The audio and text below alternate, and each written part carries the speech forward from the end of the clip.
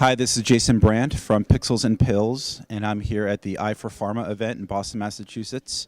And I'm here with Harold Johns from Johnson & Johnson to talk about the talk he just gave on best practices in web trends and web development. How you doing, Harold? Great, thanks for having me here.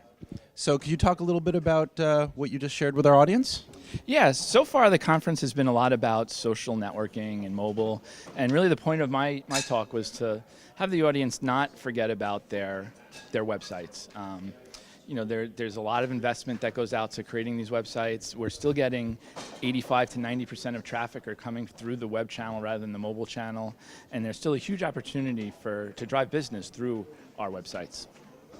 I think you spent a lot of time talking about let's focus on the bread and butter sites versus the specialty sites. Could you elaborate a little bit?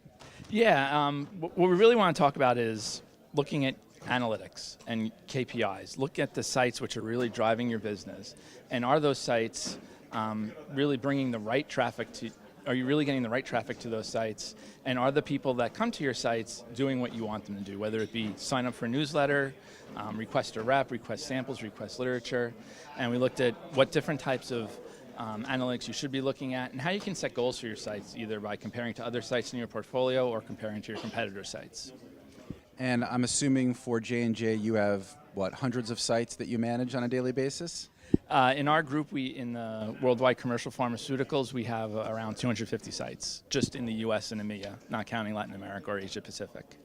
And how do you judge and or evaluate the success of those sites from one to the next? It really depends on a site-by-site basis. The first question that we like to ask our brands is that exact question: what is success for you? And then we go on to say, well, if a patient comes to your site, what is it that you want them to do? If a physician comes to your site, what do you want them to do? And that's what we measure, because that's a much better indicator that they're going to eventually take your drug, eventually have better customer satisfaction than just number of visitors or how long they spend on your site. Those are nice, but really you want them to do something that'll drive them to your product. And where is your personal opinion on social these days? Social's great. I love Facebook. Personally, I don't use it a whole lot for business purposes, unfortunately. It's a tough question. It's a space that pharma has to be in. So far we've been watching, monitoring what's being said about our products, but due to regulations it's very hard to get engaged.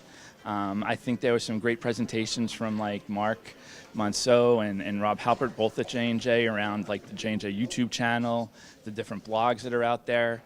In pharma we've done some Facebook applications like the ADHD Moms page. So we're in that space where it makes sense, but what you don't want to do is go out and create a social media project just for the sake of it. You have to ask yourself, is this something that people are really going to like? Is it something they're going to want to share with their friends?